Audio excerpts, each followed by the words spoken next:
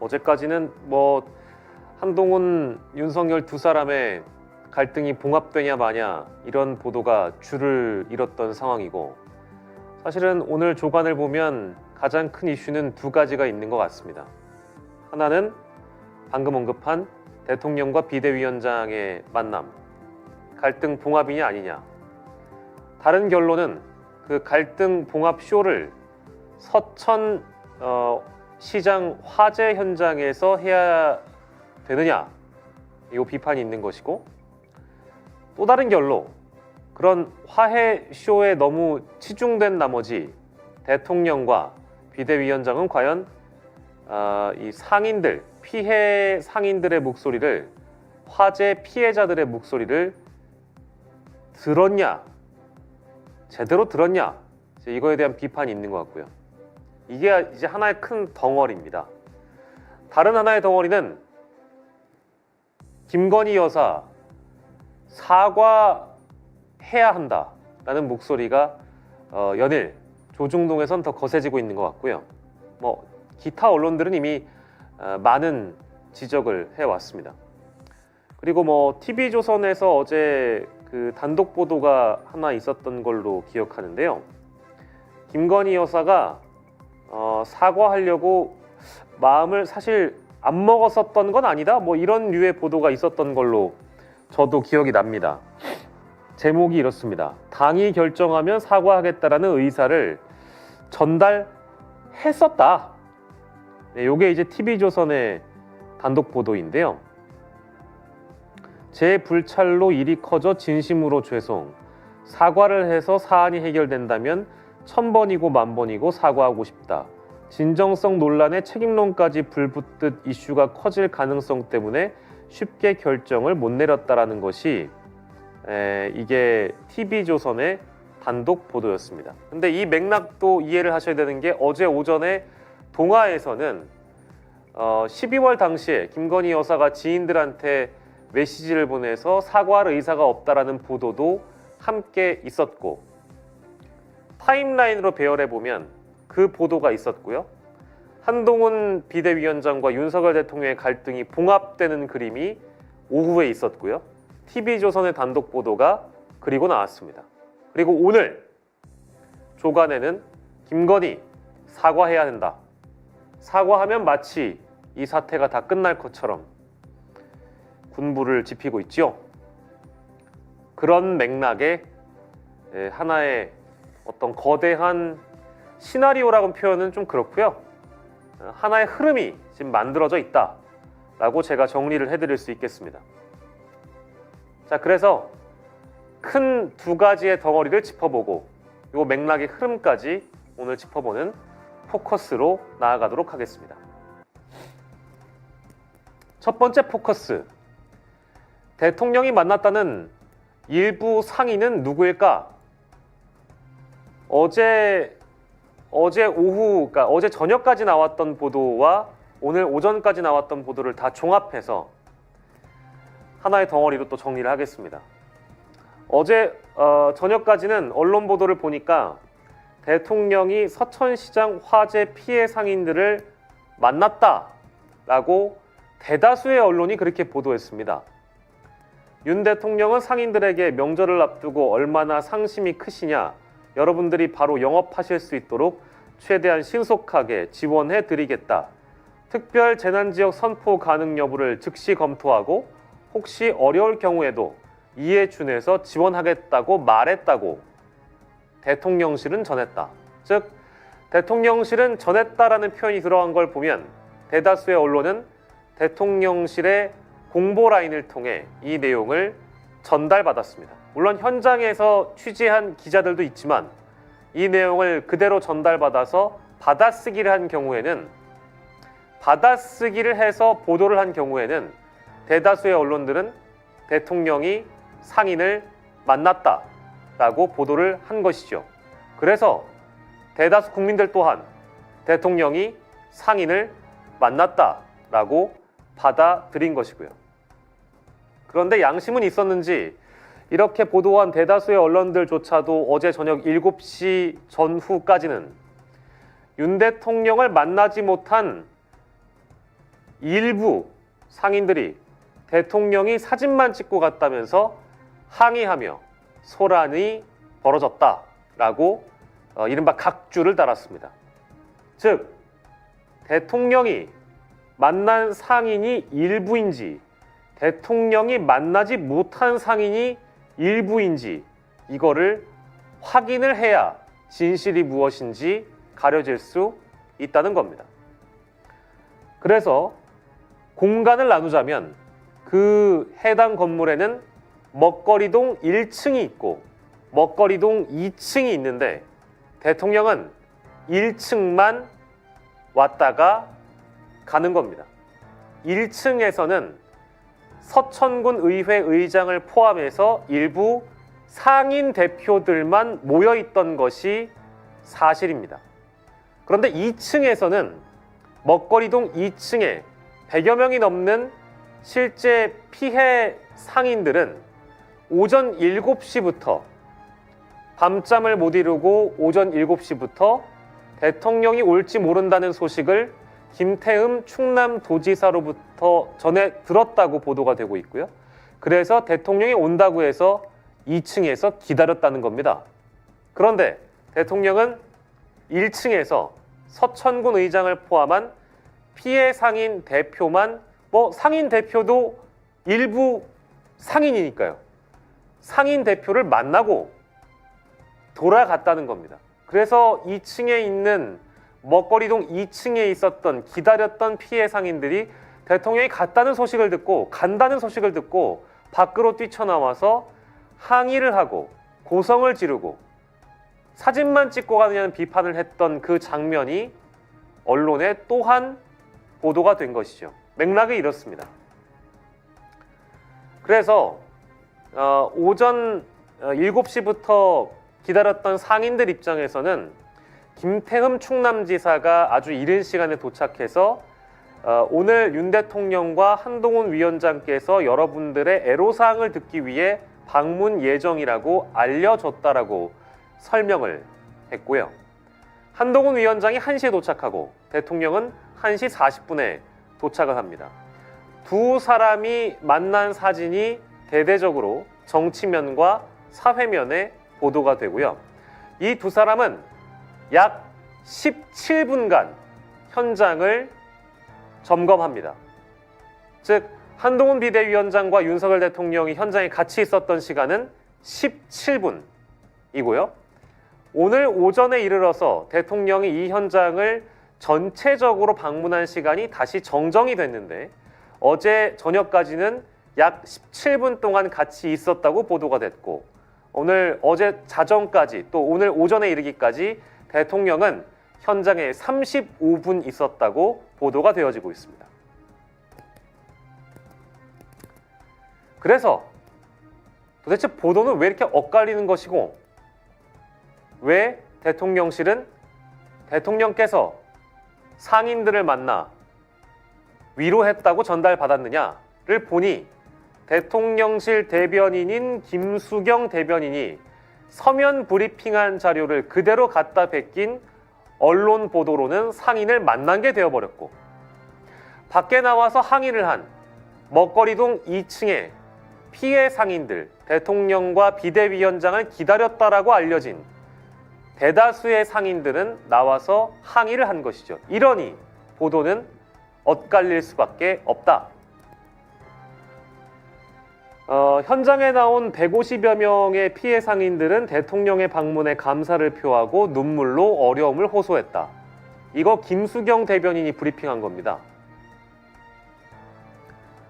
몇몇 언론을 제외하고는 그렇다면 대부분의 언론사들이 그냥 받았을 수밖에 없는 상황이었고 현장 상황은 그런데 들리는 얘기론 아니었다는 겁니다.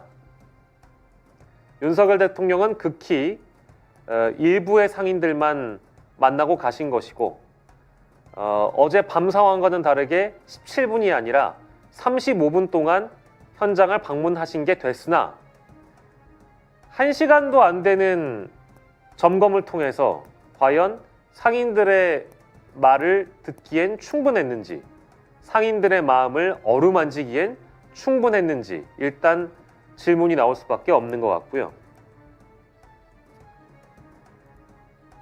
그래서 왜 못 만났는지 기자들이 또 취재했을 거 아니겠습니까?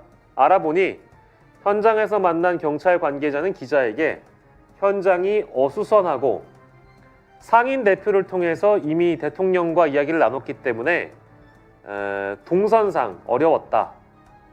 안전을 이유로 면담이 취소된 것으로 안다라고 전했다고 합니다. 또 대통령실 관계자가 오늘 오전에 정정한 내용을 보니까요. 상인과 주민이 엉킨 상황이었기 때문에 상인 대표를 통해 현장에서 대통령과 이야기를 할 수 있게 인원을 파악해달라고 했다. 대통령실은 바로 이어 공지를 통해서도 김태흠 충남도지사의 안내로 상가동 1층에서 피해 상인 대표들을 만나 화재로 인한 고충과 정부에 대한 요청사항을 들었다. 이어서 불만을 제기한 2층에 머물고 있던 상인들에게는 대통령이 직접 닿을 수 없는 상황이었다. 2층으로 올라가는 계단까지 주민들로 가득 차 경호상의 문제로 이동할 수가 없었다. 김태흠 지사가 따로 2층에 머물던 상인들을 만나서 지원에 대한 상세한 설명을 했다고 덧붙였다. 이렇게 흐름이 이어지는 겁니다. 내용은 다 전해드렸으니 여러분들께서 판단을 하시면 될 것 같습니다. 과연 대통령과 비대위원장은 그 참사 현장에서 17분간 함께했고 대통령은 토탈 35분 머물렀습니다. 과연 피해 현장을 수습하고 상인들을 어루만지기에 충분한 시간이었나? 그리고 동선상, 보안상, 경호상의 이유를 대통령실 관계자가 해명했다고 하는데 그것이 이 피해 상인들을 또한 위로하기에 충분한 해명이었는가? 글쎄요, 저는 그렇다고 보여지기 어렵습니다. 어제 큰 덩어리 두 가지 중에 하나를 얘기하고 있는데요. 화재 현장에서 봉합의 사진을 남기기 위한 그 장면만 일반 대중의 머릿속에 각인되지 않았을까요? 서천에서 화재가 있었다는 것을 아는 국민보다 서천에서 대통령과 비대위원장이 서로 갈등을 봉합했다. 후자가 오히려 더 각인되지 않았을는지, 어떤 것이 더 경중을 따져서 다뤄졌는지를 보면 국민들이 잘 이해하실 법합니다.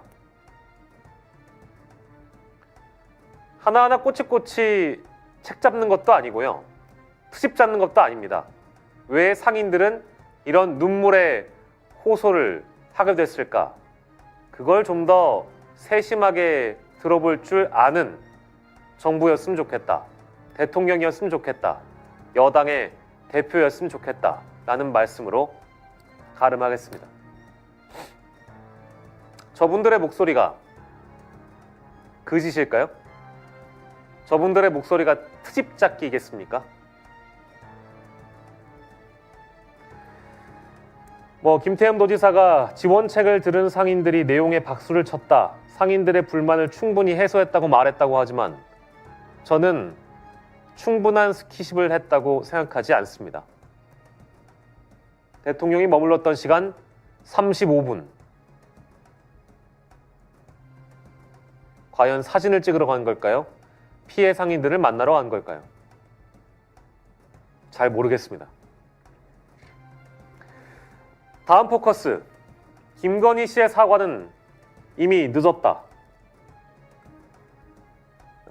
사과를 해야 되냐 말아야 되느냐, 이 논란도 저는 어제까지 있었던 한동훈 비대위원장과 윤석열 대통령의 이 갈등과 분란이 쇼냐 아니냐에 대한 논란을 짚는 것과 크게 다르지 않다고 봅니다. 사과하든 말든 이미 늦었습니다. 너무 당연한 얘기를 자꾸 하니까요. 사과를 하게 되면 마치 모든 문제가 해결될 것처럼 얘기를 하지만 사과는 너무나 당연한 일이었고 사과는 이미 했었어야 되는 것이었고 사과를 마치 하나의 수단이나 방법론으로 거론하는 것조차 어불성설이다 라는 생각이 듭니다. 검찰, 그동안 어떤 수사를 했죠? 아무것도 안 했습니다. 공수처, 뭘 했죠? 한 게 없습니다. 김영란법의 조사 주체인 국민권익위원회, 뭘 했죠? 아무것도 안 했습니다. 2달이라는 시간이 지났습니다. 수사의 첫 단계인 고발인 수사도 이루어지지 않았고, 국민권익위원회의 이 조사도 이루어지지 않았고, 총선 전에 이 명품백 관련된 수사 결과가 나올 가능성은 제로에 가깝습니다. 그러니 모두 다 적어도 사과를 해야 하는 것 아니냐, 이런 목소리를 내는 것 아니겠습니까?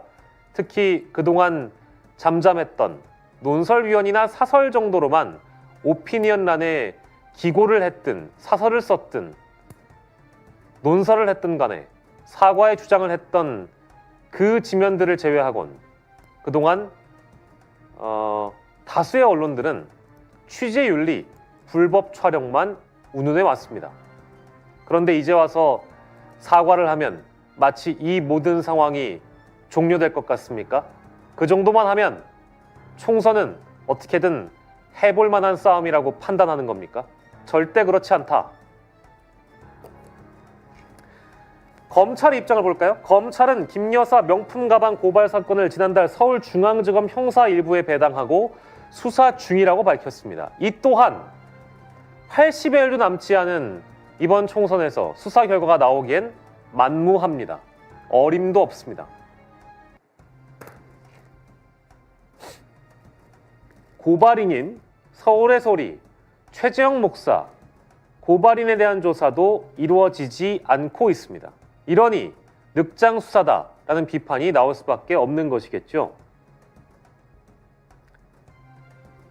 청탁금지법 주무부처 권익위 김 여사 명품 가방 조사는 접수된 지 한 달이 지나도록 조사가 이루어지지 않고 있습니다.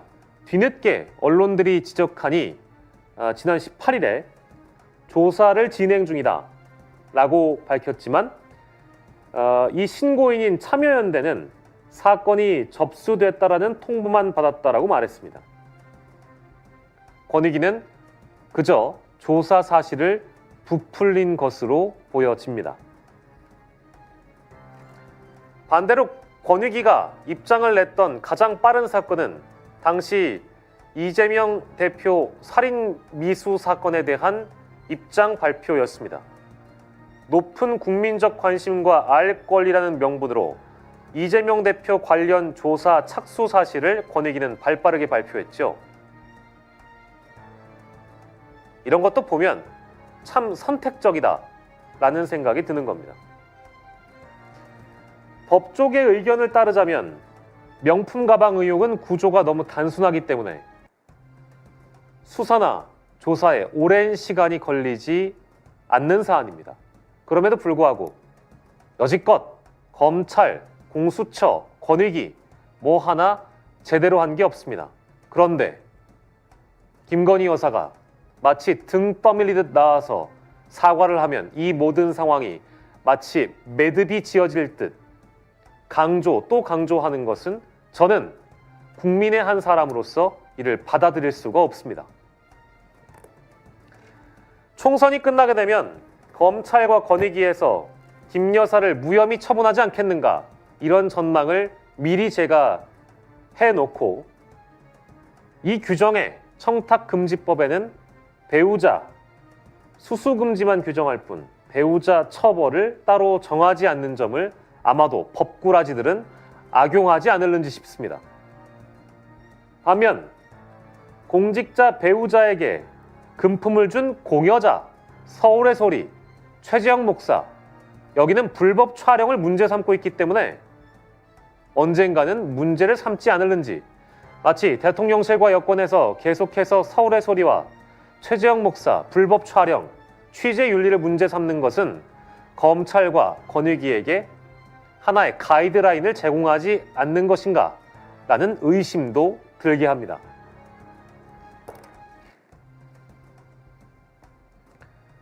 사과의 사전적 의미를 되짚어 보겠습니다. 이미 오셨을지 모를 조성환 의원에게 양해를 구하고 오늘 포커스는 좀 길어질 수도 있겠는데요. 자, 사과의 사전적 의미. 자신이 잘못한 것을 인정하고 개선하겠다는 책임감을 보여주는 것입니다. 첫 번째, 2달이 넘도록 입장 하나 없다가 여론에 떠밀려서 사과를 하는 것이 진정한 사과일까? 두 번째, 설령 사과를 한다고 하더라도 잘못한 것을 인정하는 마음이 김건희 여사의 진심에서 우러나오는 것이냐? 세 번째, 문제를 개선하고 책임감을 나타내려면 해법을 제시해야 할 텐데 미봉책으로 끝내려는 것은 아니냐? 앞서 제가 다 강조한 내용이죠. 11월 27일 월요일이었습니다. 27, 28, 29, 30 월화 수목에 이르기까지 총 4번의 방송이 이곳 서울의 소리에서 전파를 탔습니다. MBC 출신 장인수 기자는 회사를 퇴사하는 선택을 감행해야 됐고 저 역시도 저의 인생을 바꾸는 변곡점이 될지 모를 보도에 인생의 무게를 실어야 했습니다. 그 후과는 따로 언급하지 않았겠습니다. 그런데 어땠습니까? 매일 김건희 명품이라는 기사를 포털에서 검색해본들 한두 개 기사에 지나지 않았습니다.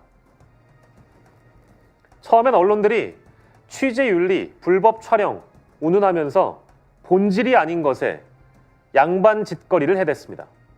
양반 노름을 해댔습니다.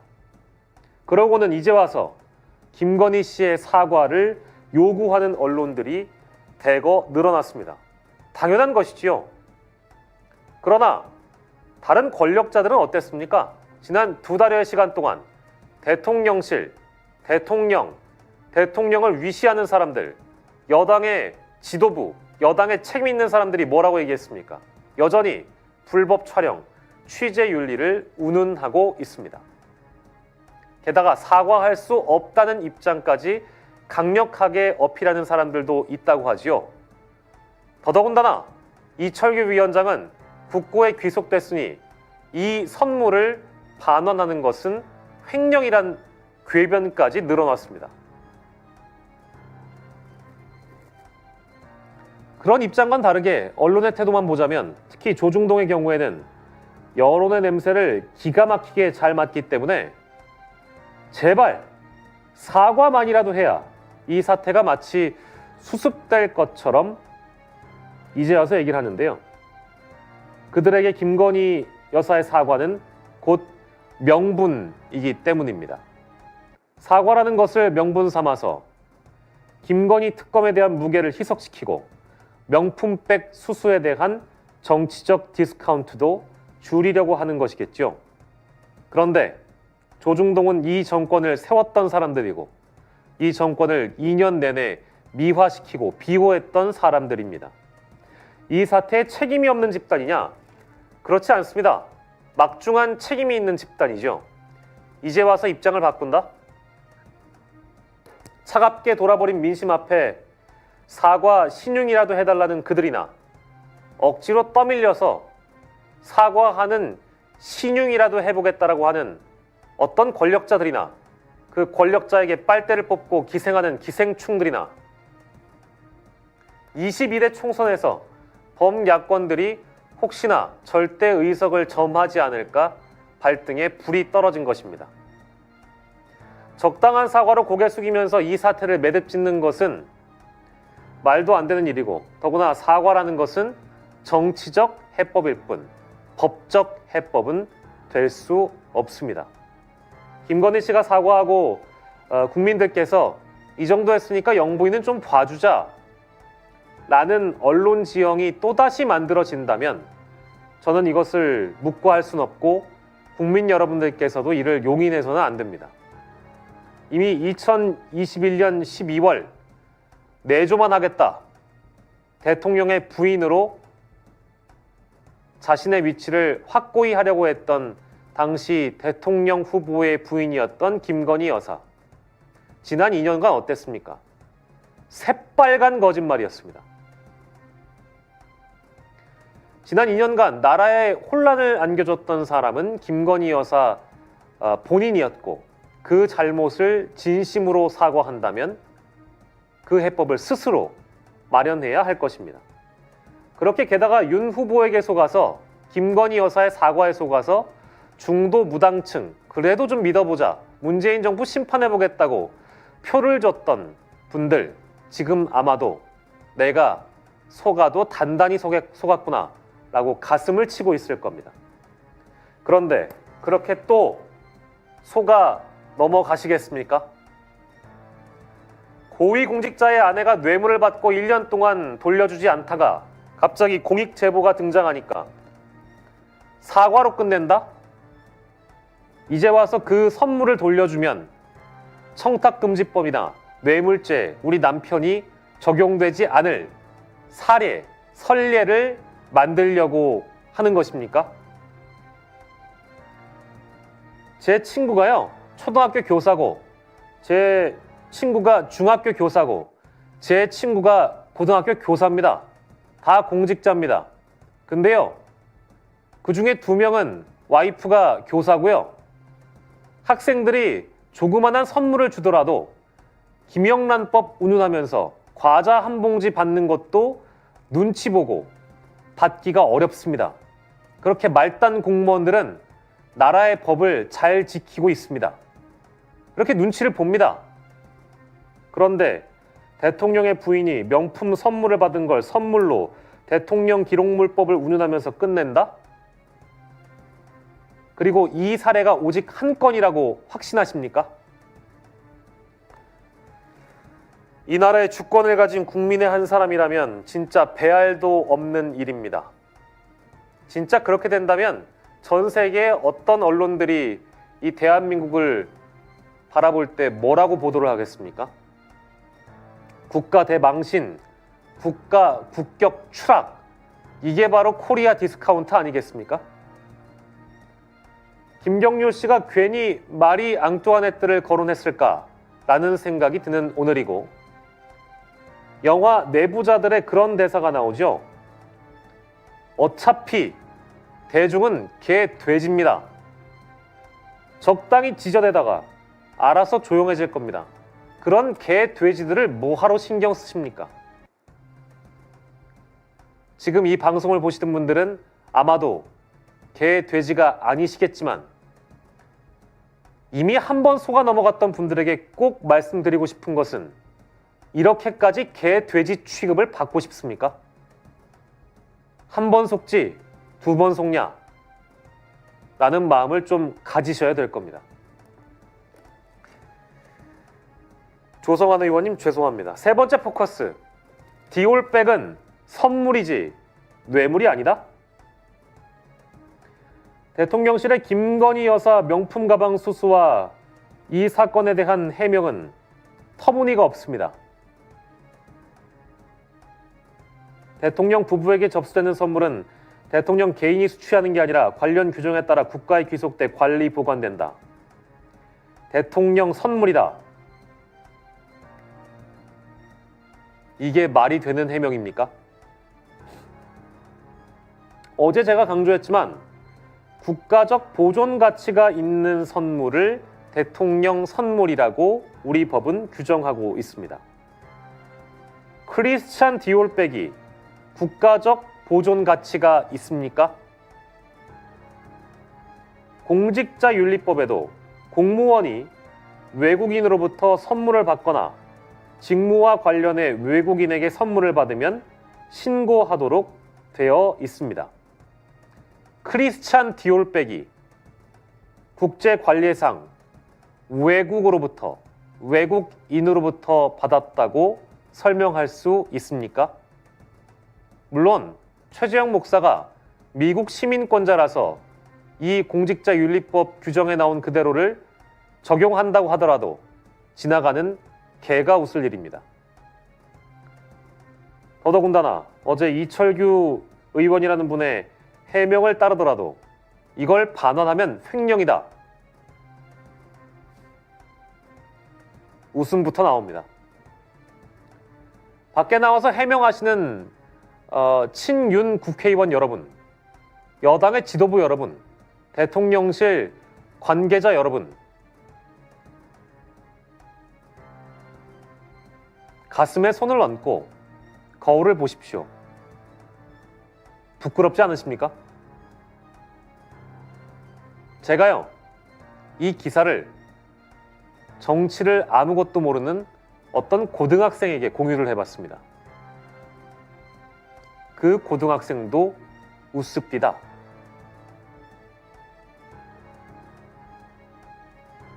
이제 이 내용을 일일이 해석하고 주석을 달기에도 지치고 가당치 않아서 웃음부터 나오지만